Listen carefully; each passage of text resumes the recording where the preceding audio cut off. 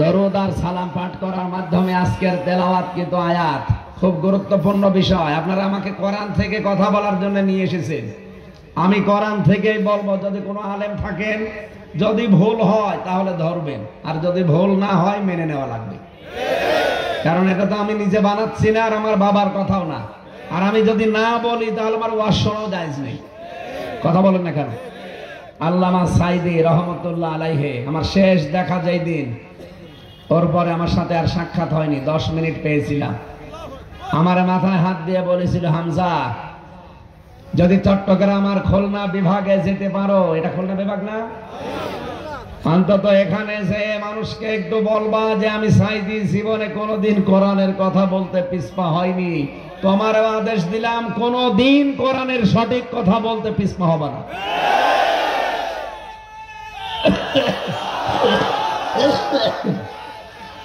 এই কথা শোনেন আগে ভাই, আমার তো মনে হয় যে এখনো ওনার হাত আমার মাথায় লেগেই আছে। এই জন্য যা বলবো যদি আলেমরা মেনে নেয়, আপনাকে মেনে নেওয়া লাগবে। আর যদি ভুল হয় তখন বলবেন যে এটা ভুল হচ্ছে, এরকম ব্যাখ্যা দুনিয়ায় নেই। আমি আয়াত, পারা, পৃষ্ঠা, লাইন, রুকু, সূরার নাম, তাফসীরের নাম, হাদিসের কোন পাতায় কত পৃষ্ঠায় সব বলে দিচ্ছি, রেকর্ড করে নিন, বাড়ি যেয়ে মিলাবে। সত্যি আমি আমার মন থেকে কথা বলছি, এদিক ওদিকে টেনে নিয়ে যাবেন না। খুব গুরুত্বপূর্ণ বিষয় বললাম না? আজকের আলোচনার বিষয় অভিভাবক। কি বললাম? আমাদের সামনে অভিভাবক দরকার না দরকার নেই?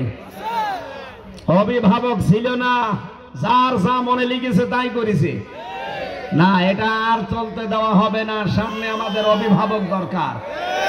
অভিভাবক কে হবে, কেমন হবে, অভিভাবকের কি কি গুণ লাগে আজকের আয়াতে আছে। আমরা মিলাবো, যদি পাই আলহামদুলিল্লাহ, না পেলে ডিলিট।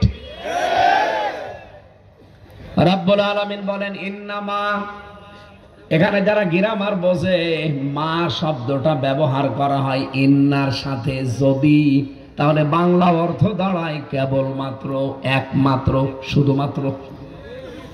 ইন্না মানে অবশ্যই, মা মানে যদি আপনি জুড়ে দেন, তার মানে আমরা পেয়েছি ইন্নামা, অবশ্যই, একমাত্র, অবশ্যই, শুধুমাত্র, কেবলমাত্র।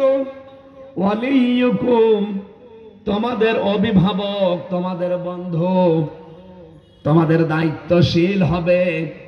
এই পৃথিবীতে 3 জনের নাম আমরা আয়াতে পেয়েছি। সবাইকে যেহেতু কবরে যাওয়া লাগবে, এই জন্য বলছি মিলিয়ে নেন। দুনিয়ায় সেই কয়েকদিনই বেঁচে আছেন, আপনার বন্ধু, আপনার অভিভাবক, আপনার দায়িত্বশীল হতে হলে কয়জন?